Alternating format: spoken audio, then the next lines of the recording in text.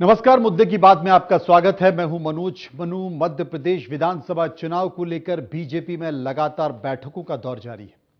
BJP लगातार चुनावी रणनीति पर चिंतन और मंथन कर रही है। बीजेपी के लिए मध्य प्रदेश इतना क्यों महत्वपूर्ण है, इसका अंदाजा इसी बात से लगाया जा सकता है कि बीजेपी के चाणक्य कहे जाने वाले केंद्रीय मंत्री अमित शाह 15 दिन में 2 बार मध्य प्रदेश का दौरा कर बीजेपी के वरिष्ठ नेताओं की बैठक ले चुके हैं। बुधवार शाम को भोपाल पहुंचे अमित शाह ने देर रात तक बीजेपी के वरिष्ठ नेताओं के साथ बैठक की।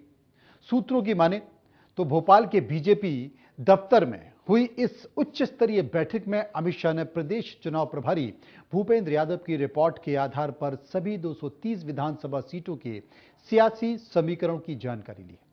इस दौरान 11 जुलाई को हुई इस बैठक में दिए गए टास्क का फीडबैक भी लिया। अमित शाह ने प्रदेश के मालवा निमाड़, ग्वालियर चंबल, बुंदेलखंड, विंध्य महाकौशल और मध्य क्षेत्र की अलग अलग नेताओं के साथ समीक्षा की है। सूत्रों का तो यह भी कहना है कि शाह ने ग्वालियर चंबल को लेकर नरेंद्र सिंह तोमर और सिंधिया से भी अलग से बात की है, जबकि मालवा निमाड़ का फीडबैक कैलाश विजयवर्गीय से लिया गया है। अमित शाह ने आगामी विधानसभा चुनाव को लेकर बीजेपी का रोड मैप लगभग तय कर दिया है। इसी के तहत पार्टी प्रदेश में 4 जगहों से विजय संकल्प यात्रा निकालेगी। मुख्य यात्रा सितंबर महीने में उज्जैन से निकाली जाएगी।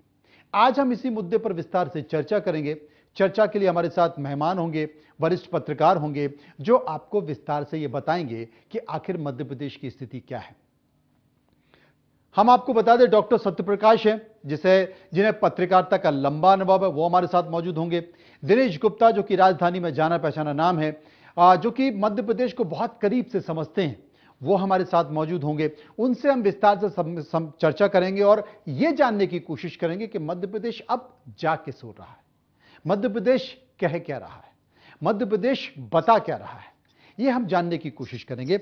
हम इन वरिष्ठ पत्रकारों के जरिए समझेंगे, क्योंकि आप समझ सकते हैं कि पहले मुरलीधर राव, उनके साथ शिव प्रकाश, फिर जामवाल और फिर उनके ऊपर भूपेंद्र यादव को, तब जब विधानसभा चुनाव को महज 3 और 4 महीने रह गए। भूपेंद्र यादव और उनके साथ अश्विनी वैष्णव दोनों केंद्र में मंत्री हैं, यानी कि उनके पास जो मंत्रालय हैं वो पहले से ही व्यस्त हैं, बावजूद प्रभारियों के ऊपर प्रभारी, और उसके ऊपर सबसे बड़ा नाम, और वो नाम है अमित शाह का, जो कि देश के गृह मंत्री हैं। अमित शाह करीब करीब हर हफ्ते 10 दिन में मध्य प्रदेश आ रहे हैं, बीजेपी के नेताओं की बैठक ले रहे हैं। क्यों ले रहे हैं, क्या जरूरत है? इसके पहले तो मध्य प्रदेश चुनाव, विधानसभा चुनाव के पहले इतने प्रभारियों की जरूरत नहीं रही, लेकिन अब इस बार इतने प्रभारियों की जरूरत क्यों है, यह समझने वाली बात है। क्या बीजेपी को कोई डर है, या बीजेपी अपने आप को पूरी तरह से तैयार करना चाहती है? वो कोई भी कमी, कोई भी कोर कसर छोड़ना नहीं चाहती है, क्योंकि 2018 में बीजेपी से चूक हुई। बहुत ज्यादा सीटों का अंतर नहीं था, 1% वोट बैंक का अंतर था। कांग्रेस आगे निकल गई, बीजेपी पीछे रह गई। बीजेपी चाहती तो उस वक्त भी खेल कर सकती थी, लेकिन खेल 15 महीने बाद किया। लेकिन अब अगर परत पर परत और परत पर परत, यानी कि प्रभारी पर प्रभारी और प्रभारी पर प्रभारी, और उसके ऊपर अमित शाह और उसके ऊपर देश के प्रधानमंत्री नरेंद्र मोदी की नजर अगर मध्य प्रदेश में है, तो इसे किस तौर पर समझें? डॉक्टर सत्यप्रकाश हमारे साथ मौजूद हैं, दिनेश गुप्ता, जो कि वरिष्ठ पत्रकार हैं। सबसे पहले मैं दिनेश गुप्ता के पास चलूंगा, जो कि इस वक्त हमारे साथ जुड़ गए हैं। दिनेश जी, मैं आपसे यह जानना चाहता हूं कि मध्य प्रदेश इस वक्त कह क्या रहा है? देखिए मनोज जी, मध्य प्रदेश का जो मूड है वो 2018 का मूड हमने देखा था, और 2018 से 2023 तक परिवर्तन मध्य प्रदेश ने कुछ नहीं देखा। आप यदि रूलिंग पार्टी की बात करेंगे तो वो जो है एक्सटेंडेड जो एंटी इनकम्बेंसी है उसको फेस कर रही है। यदि 2020 में सरकार नहीं बनाई होती तो इतने भारी प्रभारी की जरूरत नहीं पड़ती। ये जो डबल इंजन की सरकार आपने इसमें मिस कर दिया, क्योंकि डबल इंजन की सरकार भी एक बहुत महत्वपूर्ण चीज थी, वो भी काम नहीं कर रही। इसके बावजूद यदि भारतीय जनता पार्टी डिरेल है तो बहुत सारी कोई गंभीर समस्या होगी। गंभीर समस्या निश्चित तौर पर होटल की तरफ से तो होगी, कार्यकर्ताओं की तरफ से भी है, नेताओं की तरफ से भी है। आप देखिए, परिवर्तन यदि नहीं होता है, कहीं स्थित जहां ठहराव होता है तो वहां बहुत सारी समस्याएं होती। और मध्य प्रदेश आज उसी समस्या से जूझ रहा है, खासकर भारतीय जनता पार्टी को लेकर। आप देखिए 2005 से 23 में एक चेहरा भारतीय जनता पार्टी के सारे नेताओं के बीच में है, वो है शिवराज सिंह चौहान का चेहरा। और उसी चेहरे का जो 2018 का रिजल्ट था वो उसी चेहरे का था। हम भले ही सीटों की संख्या कम थी, लेकिन भारतीय जनता पार्टी 60 सीटें हारी थी और इससे स्ट्रॉन्ग एंटी इनकम्बेंसी उसको कोई दूसरी नहीं हो सकती है। अब यदि ये स्ट्रॉन्ग एंटी इनकम्बेंसी को आपको रोकना है तो सबसे पहले जो आपके भीतर का द्वंद्व है, लीडरशिप का द्वंद्व है, वो खत्म करना होगा।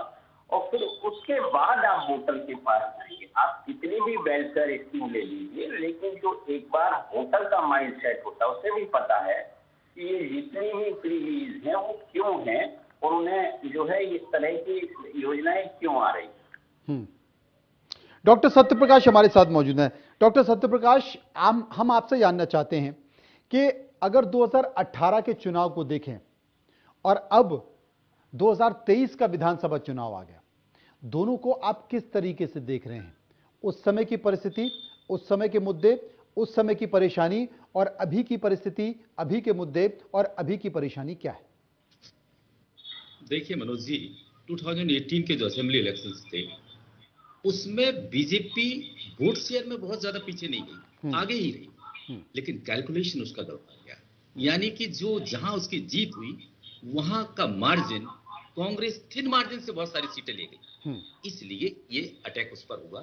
आपने एक बहुत अच्छी बात कही कि खेल वो 2018 में भी कर सकती थी, लेकिन उसने 2020 में किया मार्जिन।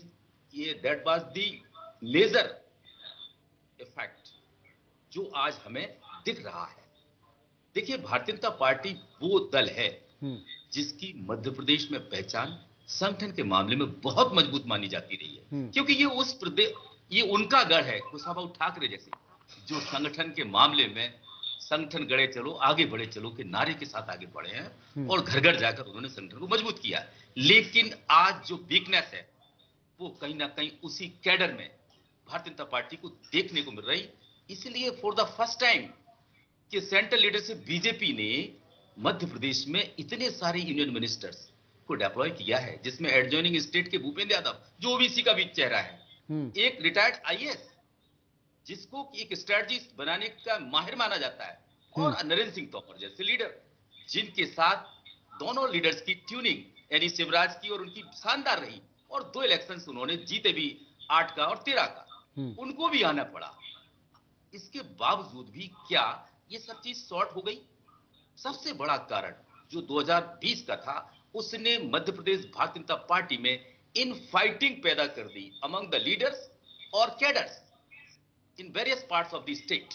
ये कारण एक मेजर कारण दिख रहा है जिसके कारण सेंट्रल लीडरशिप चिंतित है और फ्रीक्वेंटली अमित शाह मध्य प्रदेश के दौरे कर रहे हैं, और वो एक नाइट स्टे भी करते हैं। आपने देखा हो लास्ट टर्म पर जो रिसेंट लास्ट, उन दोनों में भी देखा होगा आपने, यहां रुके और शायद अपकमिंग डेज 30 जुलाई को भी वो आने वाले हैं। यानी कि पूरा फोकस कोई कार्यक्रम नहीं, केवल और केवल संगठन को मजबूती प्रदान करना, यानी कि सरकार और संगठन, कार्यकर्ता और लीडर के बीच में कुछ ठीक ठाक पार्टी लीडरशिप को नहीं दिख रहा है, और ये चीज कहीं ना कहीं फेस कर रही है। हालांकि मध्य प्रदेश की राजनीति में भारतीय जनता पार्टी में मैं स्पेशली बोल रहा हूं, केवल एक चेहरा शिवराज सिंह चौहान ऐसा है जो पब्लिक कनेक्टिविटी के मामले में जबरदस्त पकड़ रखते हैं, और यही एक कारण है कि सेंट्रल लीडरशिप ने चाहे गुजरात हो, उत्तराखंड हो, यहां पर या कर्नाटक हो, यहां लीडरशिप चेंज की, लेकिन मध्य प्रदेश में लीडरशिप चेंज नहीं की। इसके पीछे शिवराज सिंह की कनेक्टिविटी लोगों से, और भारतीय जनता पार्टी में मध्य प्रदेश के अंदर बड़े पिलर्स, क्योंकि ये वो स्टेट है जहां से भारतीय जनता पार्टी को जड़ें मिली है, जहां से उपजी है, इसलिए यहां इतने स्ट्रॉन्ग डिसीजंस लेने से पार्टी घबराई है और इसी कारण शिवराज सिंह के चुनाव चेहरे पर दोबारा चुनाव लड़ सकती है। लेकिन अभी तो जो सिनेरियो दिख रहा है पॉलिटिकल, वो यही दिखता है कि पूरा का पूरा इलेक्शन सेंट्रल लीडरशिप ने हाईजैक कर लिया है। पूरा का पूरा इलेक्शन सेंट्रल लीडरशिप ने हाईजैक कर लिया है। लेकिन जो स्थानीय लीडरशिप है उसके मन में क्या है, वो उसे किस भाव पर देख रही है, इस पर हम चर्चा करेंगे। दिनेश जी हमारे साथ मौजूद हैं। दिनेश जी, इसमें कोई शक नहीं है कि मध्य प्रदेश में अभी सबसे लोकप्रिय या जिसका जिक्र डॉक्टर सत्यप्रकाश कर रहे थे, कनेक्टिविटी वाला लीडर अगर कोई है तो स्वाभाविक तौर पर शिवराज सिंह चौहान है, जो आपको जनपद में, ब्लॉक में सीधे कनेक्ट करते हैं। वो सभाएं लेने जाते हैं तो वहां पर भीड़ होती है, तो एक चेहरा वो है, लेकिन वो चेहरा लंबे समय से है। अब इस बात का जिक्र है कि इतने लंबे समय से सरकार में चेहरे के तौर पे वो है, दूसरा कोई व्यक्ति नहीं है। अगर पार्टी चेंज करने के बारे में सोचे तो फिर उसे कर्नाटक याद आ जाता है कि येदियुरप्पा को आपने चेंज किया और परिणाम आपके सामने है। अब वो उस तरह की तैयारी नहीं हो गई। तो जिस तरह से शिवराज सिंह चौहान को सामने रख रहे हैं और सेंट्रल लीडरशिप ये समझ रही है कि प्रदेश के नेताओं की फीलिंग क्या है, उनकी भावना क्या है मुख्यमंत्री को लेकर, इसलिए आपने देखा होगा कि जो जो चाक चौबंद व्यवस्था होती है, हर व्यक्ति पर नजर रखो, एक के आगे एक के पीछे एक के पीछे एक, कि शायद कोई दुर्घटना ना घटे। ये वो रणनीति है, और अगर ये वो रणनीति है तो परिणाम क्या हो सकता है? देखिए, रणनीति कुछ भी हो सकती है। एक चेहरा 18 साल से मुख्यमंत्री है तो स्वाभाविक है कि वही दिखेगा, और यही तो एक समस्या है ना कि 18 महीने में भारतीय जनता पार्टी में कुछ दूसरी लीडरशिप नहीं हो पाई। आप देखिए, नरेंद्र सिंह तोमर को बार बार कॉन्स्टिट्यूंसी क्यों बदलना पड़ती है हर बार लोकसभा चुनाव के पहले? वो यदि नेता हैं तो एक कॉन्स्टिट्यूंसी पर स्थिर क्यों नहीं रहते हैं? वो उन्हें एक कॉन्स्टिट्यूंसी में रहना चाहिए। आप अश्विनी वैष्णव को लाए हैं तो अश्विनी वैष्णव ने कौन सा चुनाव लड़ लिया अभी तक? उन्होंने तो राज्यसभा में है ना, उन्होंने तो कोई चुनाव लड़ा नहीं है। तो वो विषय ये नहीं है कि जो है आप शिवराज सिंह चौहान का क्या करेंगे। देखिए, बहुत सारी पॉलिटिकल मजबूरियां होती हैं जो अनविजिबल होती है। शिवराज सिंह चौहान को यदि आप हटाते तो कहां ले जाते आप? क्या पार्टी का राष्ट्रीय अध्यक्ष बनाते? क्या अमित शाह और मोदी जी को ये सूट करता? क्या केंद्रीय मंत्री बनने के लिए शिवराज सिंह चौहान तैयार होते? ये भी बहुत बड़ा सवाल है। आप मार्च 20 का जो घटनाक्रम है उसमें शिवराज सिंह चौहान से बेहतर चॉइस कोई नहीं। आप देखिए कि मध्य प्रदेश भारतीय जनता पार्टी आज उस दौर से गुजर रही है जिसमें एक समान एज ग्रुप के, एक समाज अनुभव वाले नेताओं की भीड़ है। एक दूसरे को वो मना नहीं सकते, एक दूसरे को डांट के नहीं बिठा सकते हैं, क्योंकि ईगो का एक जो क्लेश है वो उसमें साफ दिखाई दे रहा है। अन्यथा आप बताइए कि सेंट्रल लीडरशिप को क्यों दखल देना पड़ता? जिस मध्य प्रदेश भारतीय जनता पार्टी की मिसाल पूरे देश में दी जाती रही, जिसके संगठन की और जिसके देवतुल्य कार्यकर्ता की मिसाल सब जगह दी जाती रही, वहां आज एक पार्टी अध्यक्ष का कोई कॉल नहीं है कि एक आवाज पर कार्यकर्ता कह दें कि हम मतभेद भूल गए और चुनाव में जुट जाए। आपको लास्ट मूवमेंट पे क्या करना पड़ा? इतनी भारी टीम लगानी पड़ रही है। पिछले एक साल से आप सूची देखिए तो लगभग दर्जन भर से ऊपर नाम हो जाएंगे, और जो अन्य राज्यों से जो बूथ पर दौरा कर रहे हैं उनकी संख्या तो आप देखिए कितनी है। कि पार्टी में इतनी जो घबराहट है, वो मैंने कहा ना कि 60 सीटों का नुकसान किसी भी पार्टी के लिए बड़ा नुकसान होता है। क्योंकि भारतीय जनता पार्टी 2013 में 170 सीट के आसपास थी, इसलिए 109 में वो ठहर गई। यदि वो कांग्रेस की तरह 124-25 पर होती और 60 सीट का नुकसान होते तो हम कहते कि बहुत बड़ा नुकसान है। पार्टी इसको समझ रही है कि एंटी इनकम्बेंसी किस हद तक है। चेहरे की एंटी इनकम्बेंसी कई बार काम की एंटी इनकम्बेंसी से ज्यादा स्ट्रांग होती है। ये आपने बड़ी महत्वपूर्ण बात कही। डॉक्टर सत्यप्रकाश, एक बात हम अब पूछना चाहते हैं, क्योंकि उत्तर प्रदेश में एक बार सरकार रही, उसके बाद दोबारा चुनाव हुआ, और जब दोबारा चुनाव हुआ तो फिर बीजेपी की सरकार आई और अच्छी खासी सीटों के साथ आई। केंद्र में नरेंद्र मोदी प्रधानमंत्री बने, और प्रधानमंत्री बने 2014 में, उसके बाद 2019 में चुनाव हुए, और वो 300 पार सीटों, किसी को उम्मीद नहीं थी, लेकिन उन सीटों के साथ वो प्रधानमंत्री बन गए। अभी भी उनके मुकाबले ऐसा कोई दूसरा लीडर दिखाई नहीं देता है जो यूनानिमस एक नेतृत्व के तौर पर है, क्योंकि मजबूत नेतृत्व की बात होती है। अभी विपक्षी पार्टियों में वो चेहरा दिखाई नहीं देता है। क्या हम ऐसे माने कि वर्तमान की, क्योंकि ये अटल अडवाणी की बीजेपी तो है नहीं, ये प्रधानमंत्री नरेंद्र मोदी और अमित शाह की बीजेपी है, तो क्या हम ये माने कि बीजेपी चुनाव को अब युद्ध स्तर पर लेती है और उसका यह मानना रहता है कि भाई शाम दाम दंडभेद, हमें चुनाव जीतना है और चुनाव कैसे जीतेंगे हमें वो रणनीति बनानी है। क्योंकि पहले तो 2018 का चुनाव देखा, उसमें बहुत सारी कमियां थी, नेताओं में मनभेद भी था, मतभेद भी था, बस ऐसे ही चलता रहा और बहुत सारी सीटों पर तो अपने ही नेताओं ने अपनों को हराया। लेकिन यहां पर अगर अमित शाह उपस्थिति दर्ज कर रहे हैं, भूपेंद्र यादव, अश्विनी वैष्णव को बिठा रहे हैं, मुरलीधर राव हैं, फिर संघ के बहुत नेता लगातार नजर बनाए हुए हैं, तो ये माने कि अपने ही धोखा दे सकते हैं और कोई धोखा ना दे उसके लिए हमारी नजर बनी हुई है। रणनीति बनाइए और मैदान में उतर जाइए। देखिए, बहुत अच्छा सवाल मनोज जी आपने पूछा है। यहाँ अमित शाह उत्तर प्रदेश, दो चीज को लिंक किया है। मैं इसको आगे बढ़ के मध्य प्रदेश की तरफ आऊंगा। 2014 से पहले वहां सपा, बसपा और दूसरे पॉलिटिकल आउटफिट्स की कितनी मजबूत स्थिति थी कंपैरेटिवली भारतीय जनता पार्टी के। लेकिन जो जिम्मेदारी अमित शाह को उत्तर प्रदेश में मिली, उसने कहीं ना कहीं, उत्तर प्रदेश ये माना जाता है कि सेंट्रल में जाने का रास्ता है, और वहां एक गुजरात का बंदा जिसने अपनी पूरी ताकत झोंक की, यानी कि ऑर्गेनाइजेशनल स्किल का पूरा प्रयोग करते हुए वहां 2024 और 2019 में भारतीय जनता पार्टी को स्पष्ट बहुमत दिलाकर केंद्र में सरकार बन गई। अब आपने कहा कि मध्य प्रदेश, इसीलिए कहीं ना कहीं मध्य प्रदेश में यह देखा जा रहा है कि मध्य प्रदेश में अमित शाह का वो स्किल क्या संगठन में वैसी ही मजबूती ला पाएगा। इसीलिए सेंट्रल लीडरशिप ने यह पूरा खाका मध्य प्रदेश के लिए स्पेशली इसलिए बनाया है क्योंकि मध्य प्रदेश से एडजॉइनिंग दो स्टेट हैं जहां भी इस साल चुनाव होने हैं, चाहे आप राजस्थान का एग्जांपल लें या छत्तीसगढ़ का, लेकिन वहां भारतीय जनता पार्टी की सरकार नहीं है। इसलिए वो प्लेटफॉर्म भारतीय जनता पार्टी को वहां नहीं मिल पा रहा है जो इस हिंदी लैंड्स में मिलेगा। आपने देखा उत्तर प्रदेश के 2022 के इलेक्शंस में योगी आदित्यनाथ ने 35 साल का रिकॉर्ड करते हुए किसी दूसरी पार्टी को रिपीट करने का रिकॉर्ड बनाया। अब ऐसे में मध्य प्रदेश, क्या दो एजेंडे थे वहां पर यूपी में, एक तो हिंदुत्व और दूसरा बेनिफिशियरी स्कीम्स। मध्य प्रदेश भी कहीं ना कहीं उसी ट्रेंड की तरफ जा रहा है जिससे दोनों एडजॉइनिंग स्टेट्स को उसका एनवायरमेंट बनाने का मौका यहां से मिलेगा। क्योंकि हिंदी लैंड्स में हिंदुत्व का एजेंडा जितनी मजबूती से चलाया जा सकता है वो कर्नाटका में नहीं चल सकता है। तो कर्नाटका में चलाने के बावजूद भी वो चीज भारतीय जनता पार्टी को हासिल नहीं हुई। लेकिन मध्य प्रदेश हिंदी लैंड्स का पार्ट है, इसलिए ये ना केवल मध्य प्रदेश स्ट्रॉन्ग कर रहे हैं बल्कि उन दोनों राज्यों को भी स्ट्रॉन्ग करने के साथ साथ इस साल के इलेक्शन को तो देखा ही जा रहा है। लेकिन 2024 से पहले 5 राज्यों में इलेक्शन, तेलंगाना और हम मिजोरम को और जोड़ दें, ऐसे में इन 3 राज्यों की हवा अगर भारतीय जनता पार्टी के अगेंस्ट चली गई तो 2024 में एक बड़ा नुकसान हो सकता है भारतीय जनता पार्टी को।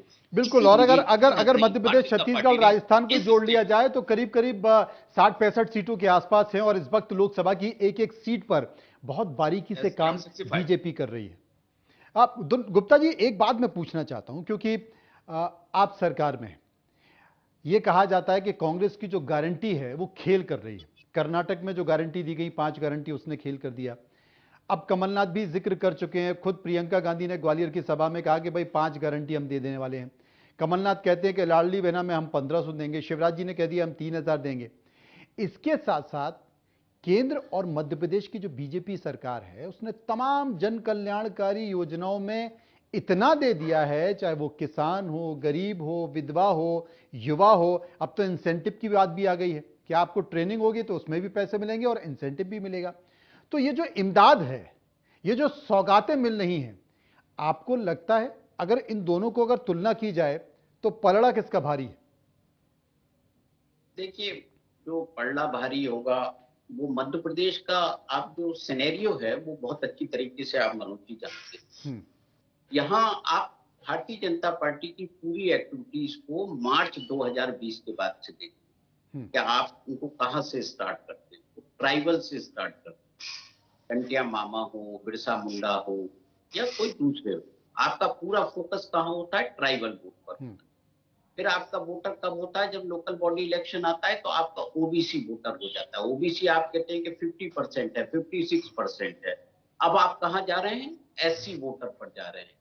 आपको जब फ्री वीज का जो जब बात आती है ना कि आप इतनी मुफ्त की योजनाएं दे रहे हैं, लेकिन मध्य प्रदेश में क्या होता है कि जो ट्राइबल है, वो ट्राइबल का मूड सबको पता है। जब तक वोट का डिवीजन नहीं होता, ट्राइबल कांग्रेस के साथ रहता है।